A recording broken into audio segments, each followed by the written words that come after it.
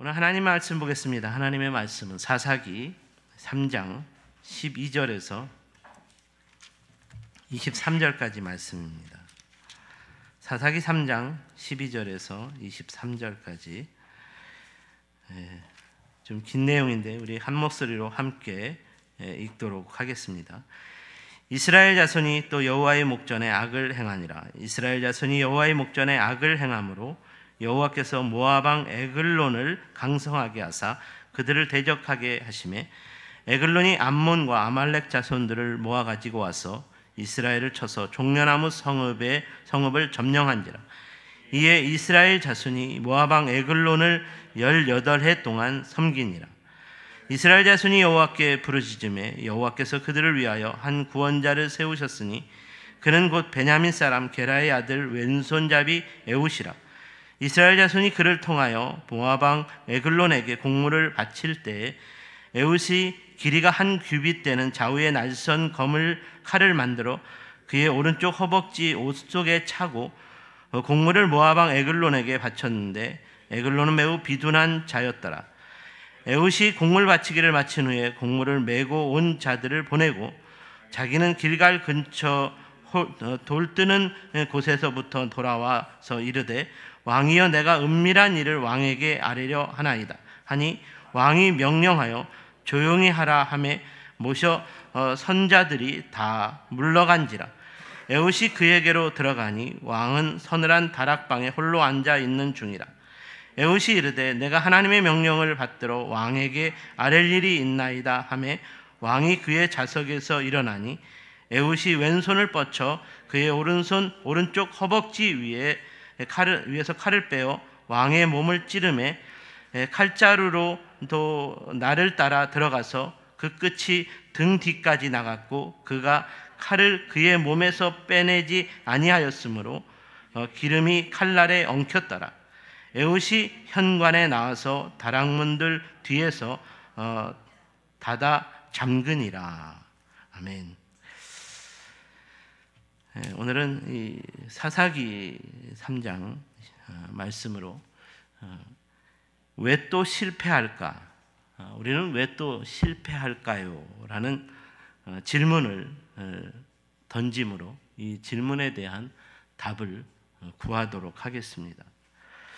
사사기는 시온 공동체인 이스라엘이 하나님 앞에서 악을 행함으로써 또 다시 실패했다라는 말씀이 반복되는 실패의 이야기입니다. 그러므로 오늘 본문 12절 이하의 말씀을 보시면 이 실패에 대한 이야기를 매우 구체적으로 소개하고 있습니다.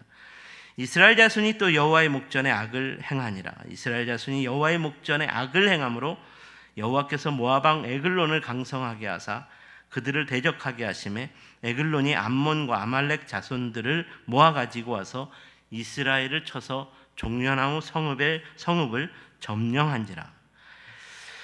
우리는 이 말씀을 읽으면서 이스라엘은 왜 또 실패하였을까라는 이 질문을 던져보아야 합니다. 가나안의 정복자였던 이스라엘이 모압 왕 에글론의 압제와 통치를 받는 실패에 빠지게 된 것은 이 모압 왕 에글론이 강했기 때문이 아니라 오늘 이 말씀에서 여호와께서 모압 왕 에글론을 강성하게 하셨기 때문인데 여호와 하나님이 이렇게 하신 이유는 여호와 하나님 앞에서 이스라엘이 또 다시 악을 행했기 때문이라고 이스라엘이 또다시 실패한 이유를 분명하게 밝히고 있다는 것입니다. 안타깝게도 시온 공동체인 이스라엘이 실패한 이 이유와 오늘날의 시온 공동체를 개성한 영적 공동체인 교회가 실패하는 이유가 그 맥을 함께하고 있다는 것입니다. 제가 지난 2주 동안 교회 앞에 휴가를 요청해서 모든 설교를 내려놓고 쉬는 시간을 가졌습니다.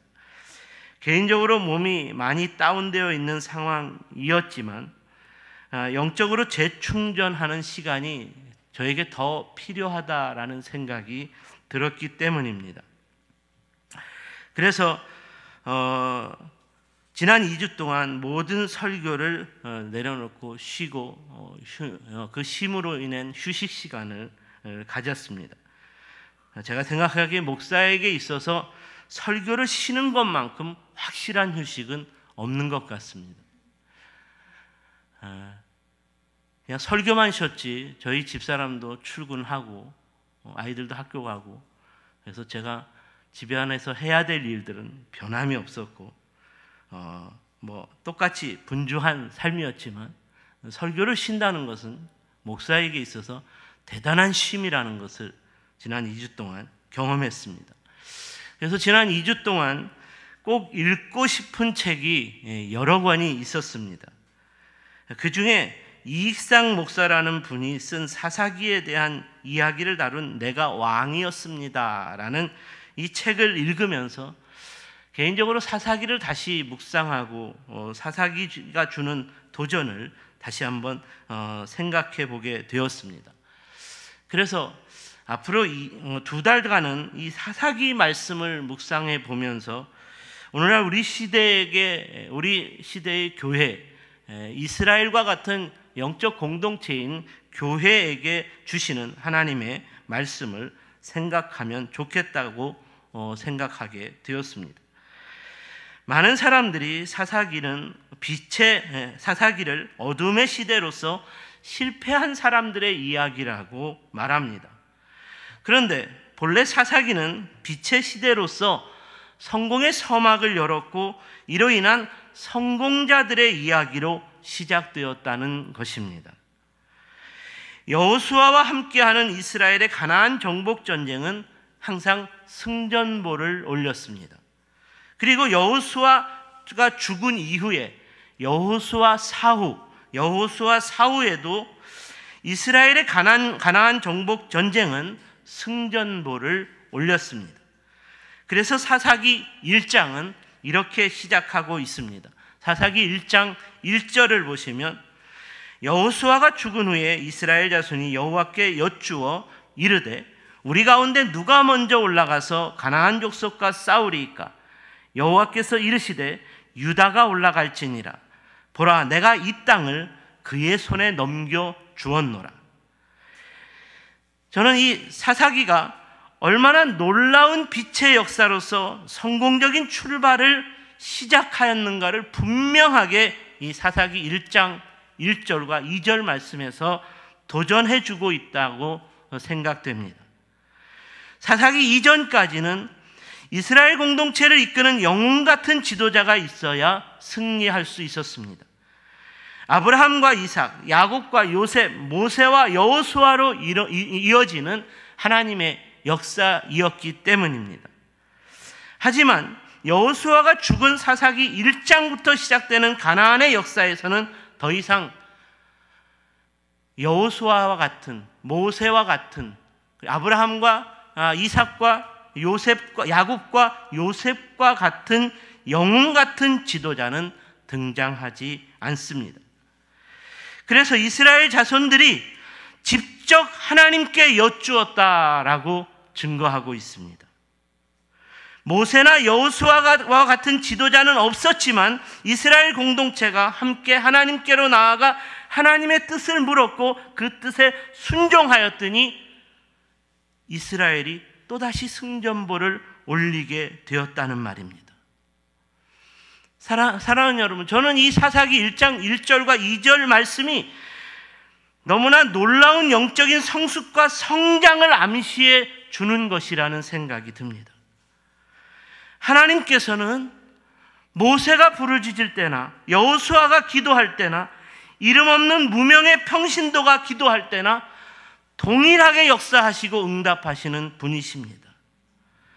이전까지는 모세와 여호수아를 통해서 일하시는 하나님인 줄 알았는데 그게 아니었다는 말입니다.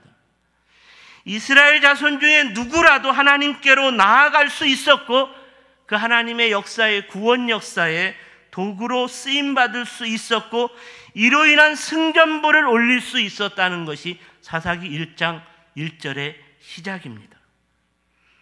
바로 이런 하나님이시기 때문에 하나님은 모세를 통해서, 여호수아를 통해서 영광 받으신 하나님이 아니라 하나님은 홀로 영광 받으시기에 합당하신 분이십니다. 그러므로 우리는 우리가 기대하고 의지하던 영웅 같은 지도자가 없다고 해서 두려워할 필요가 없고 걱정할 필요도 없고 낙심할 필요도 없다는 것입니다. 또다시 영웅 같은 지도자가 필요하다고 생각하지도 말자는 것입니다. 사사기 1장이 도전하는 빛의 서막은 오히려 아무것도 없는 것으로 인하여 이스라엘이 하나님을 붙잡는 기회가 되었다라고 증거하고 있기 때문입니다. 모세가 떠나니 여호수아에게 기회가 왔고 마지막으로 그 여호수아까지도 떠나버리니 드디어 이스라엘 백성들이 직접 하나님을 찾는 기회를 붙잡았고 하나님의 구원 역사에 그러므로 주인공이 되는 삶이 시작되었다는 말입니다. 바로 이런 차원에서 진정한 빛의 역사가 시작된 것이었습니다. 하지만 안타깝게도 이런 빛의 역사는 얼마 가지 못했습니다. 오늘 우리가 함께 읽은 사사기 3장 12절에서 이렇게 말하고 있습니다. 이스라엘 자손이 또 여호와의 목전에 악을 행하니라. 이스라엘이 또다시 실패했다는 말입니다. 저는 이 본문을 묵상하면서 또다시 실패한 이스라엘의 이 모습이 오늘날의 교회의 모습과 다르지 않다는 생각이 들었습니다. 아니, 너무나 똑같다는 생각이 들었습니다.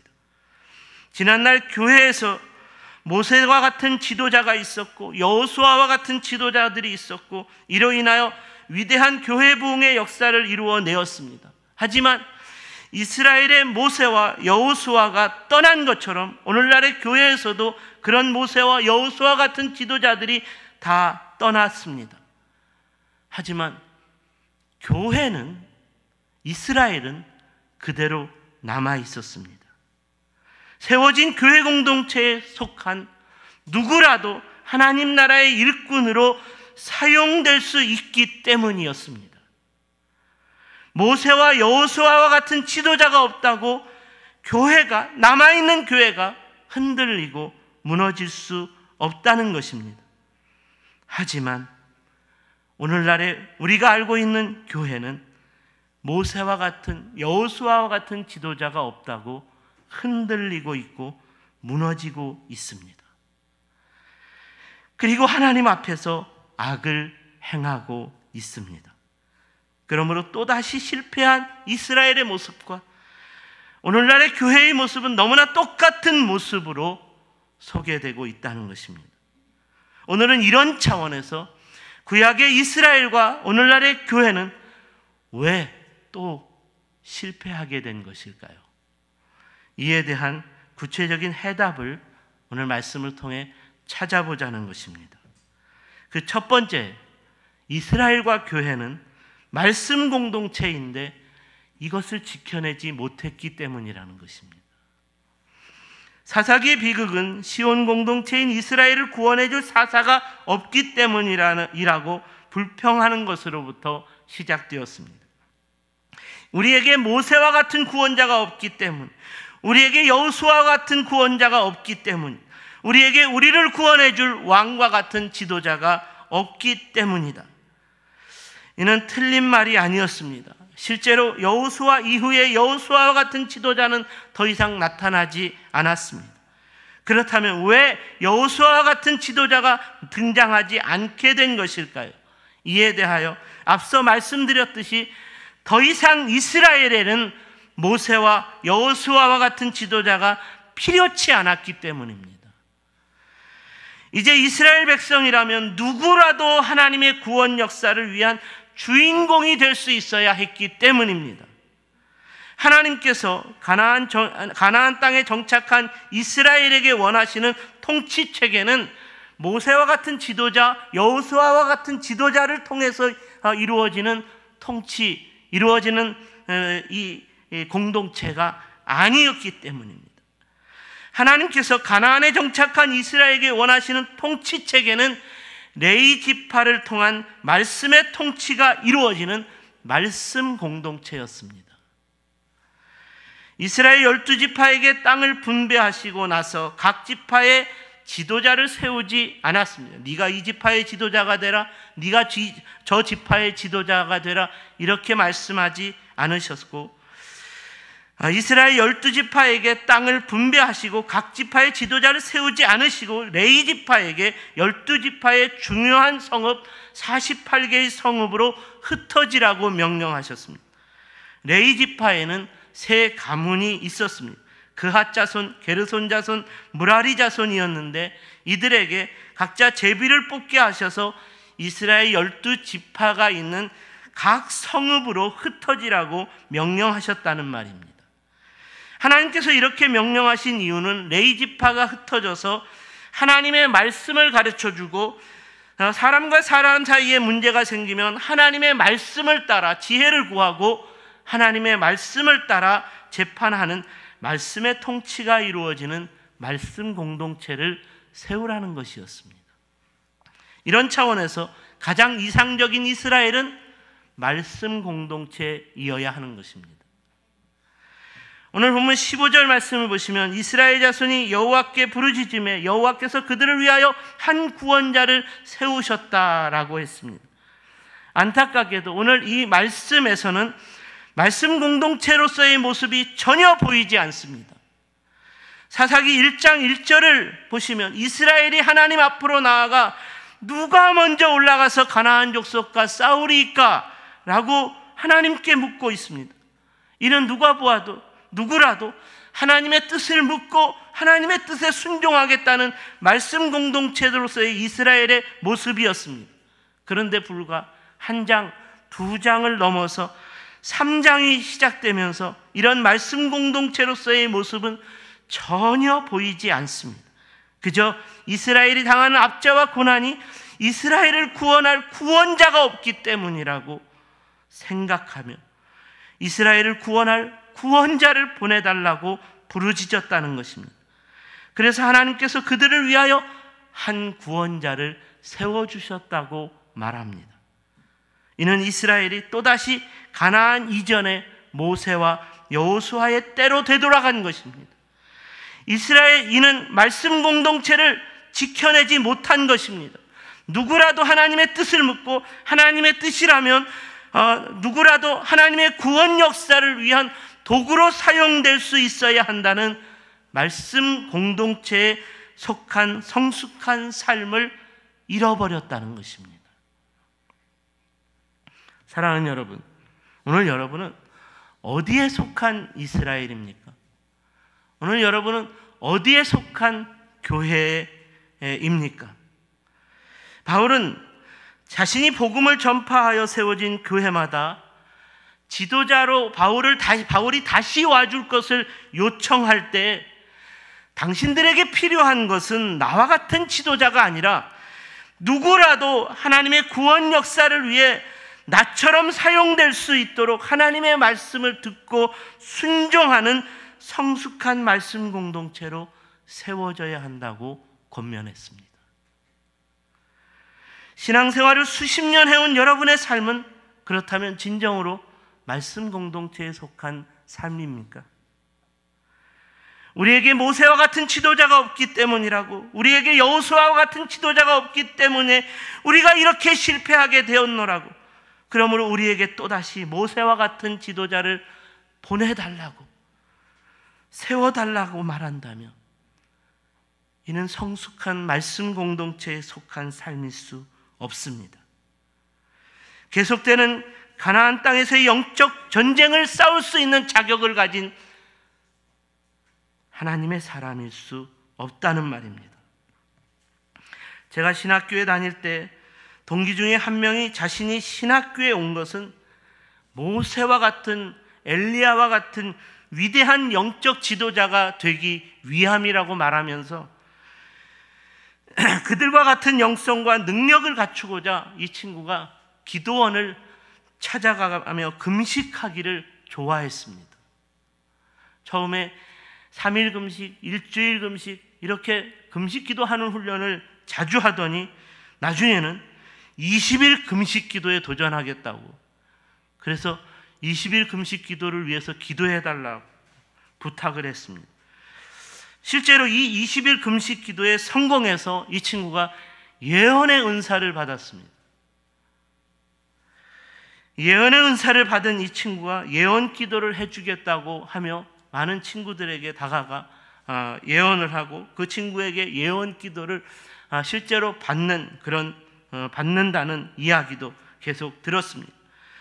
그리고 이후에 이 친구가 그것으로 부족했는지 더 큰 능력을 받기 위해서 자신이 예수님처럼 40일 금식 기도에 도전하겠다고 기도원에 들어가더니 얼마 지나지 않아서 나왔습니다. 이번에는 20일 금식 기도도 또 하지 못하고 다 채우지 못하고 40일은커녕 20일도 채우지 못하고 너무 힘들어서 포기하고 돌아왔다는 것입니다. 이후에 이 친구는 큰 시리에 빠졌습니다. 모세와 엘리야와 같은 사람이 자신은 도무지 모세와 엘리야와 같은 이런 영적인 거장이 될 수 없다는 큰 시리에 빠지게 되었습니다. 결국 이후에 이 친구는 자신은 모세와 엘리야와 같은 사람이 될 수 없기 때문에 신학교를 다닐 필요가 없다, 다니지 않겠다, 자괴감에 빠져 신학교를 그만두었고 고향으로 돌아가 농사를 짓겠다고 했습니다. 지금은 충남 논산에서 아주 큰 농사를 짓는 분홍으로 잘 먹고 잘 살고 있습니다. 사실 저 또한 신학교에 다닐 때 모세나 엘리야와 같은 영성과 능력을 갖춘 지도자가 되게 해달라고 날마다 부르짖으며 기도했습니다. 왜냐하면 그 당시에는 이런 영성과 능력을 갖추어야 하는 것, 모든 목회자들에게 바라는 성도들의 기준이었기 때문입니다.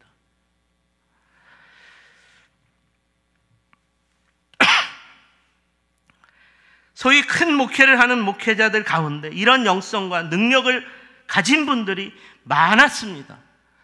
그러니까 이 말은 모세나 엘리야와 같은 영성과 능력을 보여주지 못하는 목회자는 목회자로서 명함을 내밀 수 없다는 말입니다. 목회할 수 없다는 말입니다. 이런 상황이었기 때문에 저희 어머니께서도 제 귀에 못이 박히도록 말씀하셨습니다. 네가 목회하려면 모세나 엘리야처럼 능력을 받아야 한다. 그래서 방학만 되면 제발 기도원에 가라고 기도원으로 떠미셨습니다. 저 또한 자이든 타이든 간에 기도원에 들어가기만 하면 모세처럼 능력을 달라고, 엘리야처럼 능력을 달라고 부르짖으며 기도했습니다. 목이 쉬도록 밤새 부르짖으며 모세처럼 엘리야처럼 능력을 달라고 부르짖었습니다. 홍해바다의 기적을 행하신 모세의 하나님이지 않습니까? 바알의 제단에 하늘로부터 불을 내려 그 바알의 우상제단을 태워버리신 엘리야의 하나님이시여 나에게도 능력을 주시옵소서. 하지만 저에게 모세와 같은 능력, 엘리야와 같은 이 능력은 손톱만큼도 오지 않았습니다.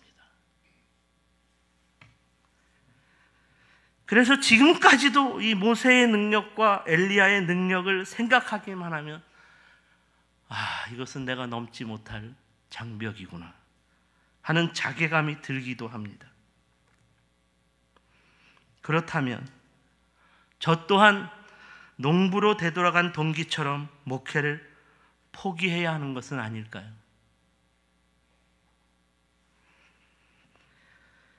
그런데 아니었습니다. 적어도 저에게 찾아오신 하나님은 그런 분이 아니셨습니다. 저에게 말씀하신 하나님은 그런 분이 아니었습니다. 그럼에도 불구하고 제가 목회를 포기할 수 없었던 것은 그 당시에 주님께서 저에게 분명하게 들려주신 말씀 때문이었습니다. 영창아, 너는 너다. 너는 모세가 아니다. 너는 엘리야가 아니다. 너는 내가 사랑하는 아들이다. 두려워하지 말고 놀라지 말고 내가 영원토록 너와 함께 하겠노라. 주님의 약속의 말씀이었습니다. 이 말씀을 통해 제가 깨닫게 된 것은 이 땅에서 하나님의 구원의 역사를 위해 필요한 것은 모세와 같은 능력과 엘리야와 같은 능력이 아니라 누구라도 하나님의 말씀을 듣고 순종하며 동행할 수 있는 말씀의 사람이 되어야 한다는 것이었습니다. 바로 이런 차원에서 히브리서 기자는 너희가 모세 생각하는, 너희가 위대하다고 생각하는 모세보다도 엘리야보다도 더 뛰어나신 분은 말씀으로 오신 그리스도를 믿는 것이다. 오늘날 한국교회가 영적 침체에 빠진 것은 모세와 같은, 엘리야와 같은 능력이 없어졌기 때문이 아닙니다. 엘리야와 같은 능력이 사라졌기 때문이 아닙니다. 모세와 엘리야와 같은 능력을 자랑하던 목회자가 마지막을 아름답게 장식하지 못했을지라도, 그리고 이제는 그런 목회자를 도무지 찾을 수 없을지라도 괜찮습니다. 문제는 이후부터 누구라도 하나님의 말씀을 듣고 동행하며 순종하는 믿음을 가진 성숙한 말씀의 사람들이 필요한데 그런 사람들을 찾을 수 없다는 것입니다. 바라기는 저와 여러분의 세종 가족들은 말씀 공동체를 지켜내시기 바랍니다. 누구라도 하나님의 말씀을 듣고 그 말씀에 순종하고 그 말씀과 동행하는 하나님의 사람, 누구라도 하나님의 말씀을 듣고 순종하며 동행하는 삶을 살아내는 것으로 말씀 공동체가 주님 오실 때까지 말씀 공동체가 흔들리지 않고 견고하게 세워질 수 있는, 이를 위한 신실한 말씀의 사람으로서 주님 나라의 역사를 위한 도구로 쓰임받는 저와 여러분이 될 수 있기를 주님의 이름으로 축원합니다. 두 번째로, 이스라엘과 교회에 에훗과 같은 하나님의 사람이 없었기 때문입니다. 에훗과 같은 하나님의 사람이 없기 때문입니다. 교회가 또다시 실패한 이유는 에훗과 같은 하나님의 사람이 없기 때문이다.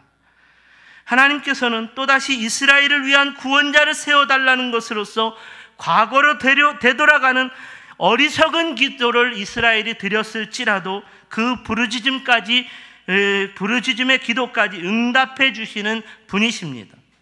제가 생각하기에는 하나님께서 과거로 돌아가 이스라엘을 위한 구원자를 세워달라는 기도에 굳이 응답해 주신 것은 실패한 이스라엘 가운데 다시 한번 하나님께서 진정으로 찾으시는 사람이 어떤 사람인가에 대한 그 기준을 다시 한번 가르쳐 주기 위함이 아닌가 싶습니다.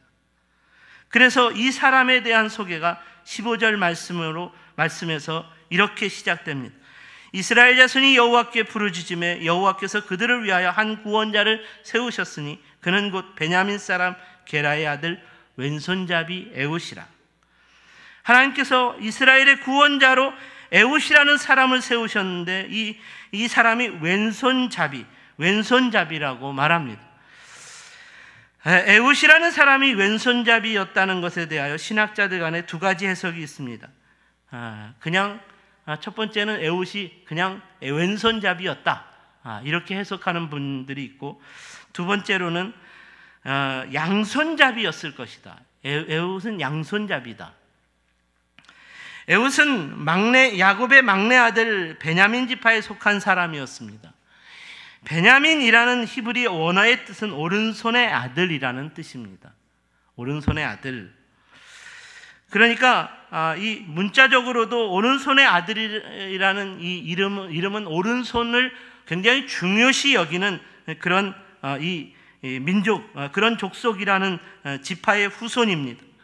이런 에훗이 왼손잡이였다는 것은 자신이 비록 왼손잡이로 태어났어도 오른손을 사용하도록 도전을 받았을 것이고, 스스로 그러므로 오른손을 사용할 수 있도록 노력했을 것이고, 이로 인하여 양손잡이였을 가능성이 대단히 높다, 이렇게 말한다는 것입니다. 실제로 에훗을 왼손잡이로 기록한 히브리어 원어를 보면 이시 이테르 야드 예미노 이렇게 길게 소개되어 있는데, 이를 번역하면 그냥 왼손잡이가 아니라 두 손을 모두 오른손처럼 사용하는 사람, 두 손을 모두 자유자재로 사용하는 사람이라는 뜻입니다. 에훗은 두 손을 자유자재로 사용할 수 있는 양손잡이였다는 것이죠. 그렇다면 우리가 여기서 생각해 보아야 하는 관점은, 왼손잡이가 오른손을 자유자재로 사용할 수 있으려면 얼마나 많은 노력을 기울여야 했겠느냐는 것입니다. 저희 가정에도 2명의 왼손잡이가 있습니다. 아내가 왼손잡이고 아들이 왼손잡이입니다. 그런데 아내는 어릴 적부터 왼손으로 식사하는 것으로 인해 장인어른에게 혼이 많이 나면서 오른손을 자주 사용했고, 이로 인하여 지금은 식사하는 것에 있어서만큼은 양손잡이로 식사하는 수준이 되었습니다. 아들은 어린 시절부터 그냥 왼손으로 식사를 했고, 오른손으로 식사하는 노력을 전혀 하지 않아 지금도 왼손으로 식사해서 같이 오른손과 왼손이 부딪히는 이 상황이 벌어지기도 합니다. 오늘 본문의 에훗이 양손잡이가 되었다는 것은 단지 식사하는 수준의 차원을 말하는 것이 아니었습니다. 왼손잡이가 오른손을 자유롭고 능숙하게 사용하려면 남보다 피나는 노력과 훈련을 통해 습득해야 합니다. 바로 이런 차원에서 오늘 양손잡이로 소개되는 에훗은 엄청난 노력을 통해, 훈련을 통해 이 왼손을 자유자재로, 오른손을 자유자재로, 왼손과 오른손을 자유자재로 사용할 수 있는 양손잡이가 되었다는 것입니다. 그렇다면 당시에 이런 양손잡이가 얼마나 되었겠냐는 것입니다. 거의 드문 일이었을 것입니다. 오른손을 사용하는 사람은 굳이 왼손을 오른손처럼 사용할 필요를 전혀 느끼지 못하기 때문입니다. 그리고 왼손을 사용하는 사람도 굳이 오른손을 왼손처럼 능숙하게 사용하려고 노력하지도 않았을 것입니다. 생활에 불편함이 없는 정도에서 오른손을 사용하려고 했을 것이라는 말입니다. 그러니까 에훗처럼 왼손 오른손을 완벽하게 자유롭게 사용할 수 있는 양손잡이는 없었습니다. 에훗이 이렇게 완벽한 양손잡이가 되었기 때문에 이스라엘을 구원할 사사로 어떻게 사용되었는지에 대해서 15절부터 23절까지의 말씀이 잘 증거해주고 있습니다. 모압 왕 에글론의 압제로 인해 공물을 바쳐야 했던 이스라엘을 대표해서 에훗이 공물을 바치기 위해 에글론 앞으로 나아갔습니다.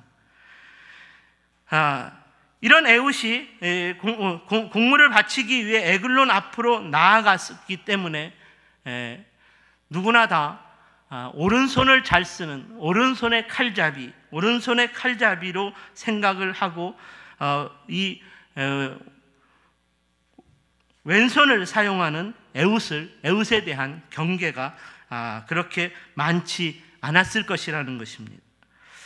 그런데 이 에훗이 에글론을 죽이기 위해, 모압의 왕 에글론을 죽이기 위해 오늘 말씀에 보면 에훗이 왼손을 뻗쳐 그의 오른손 허벅지 위에 칼을 빼어 왕의 몸을 찌르매 칼자루에 날을 따라 들어가서 그 끝이 등 뒤까지 나갔고 그가 칼을 그의 몸에서 빼내지 아니하였으므로 기름이 칼날에 엉켰더라. 모압 왕 에글론을 죽이는 이 승전보를 울리게 됩니다. 에훗이 모압 왕 에글론을 죽일 수 있었던 것은 왼손잡이였기 때문이라는 것을 강조하고 있습니다.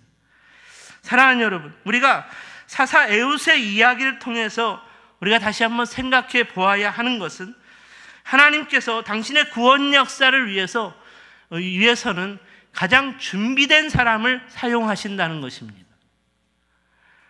만약에 에훗이 오른손잡이였다면 오른손잡이인 에훗을 경계했을 것입니다. 그리고 오른손을 경계하기 때문에 오른손을 경계하는 그 에훗이 왼손으로 칼을 찌르는 이 모압 왕 에글론에게 공격을 가하는 것에 대한 방심을, 경계를 가지지 못했기 때문에, 그러므로 말미암아 이 모압 왕 에글론이 왼손잡이인 에웃에게 그 경계를 늦춘 것으로 인하여 해를 당하게 되었고 살해되었다라는 이야기입니다. 하나님께서 그렇다면 왜 이 에웃과 같은 왼손잡이를 사용하셨을까요? 그가 가장 잘 준비된 하나님의 역사, 이스라엘을 구원하기 위한 하나님의 사람으로 가장 잘 준비된 사람이었기 때문이라는 것입니다. 에웃이 가장 잘 준비가 되었다라는 것은, 에웃은 적어도 자신의 약점을 극복하기 위해 누구보다 열심 있는 최선을 다했고 노력을 다한 사람이었다는 것입니다. 적을 속이기 위한 왼손과 오른손을 자유자재로 사용하는 이런 사람이 필요했는데, 이런 사람이 되기 위해 에웃은 최선의 노력을 다한 사람이었다는 것입니다.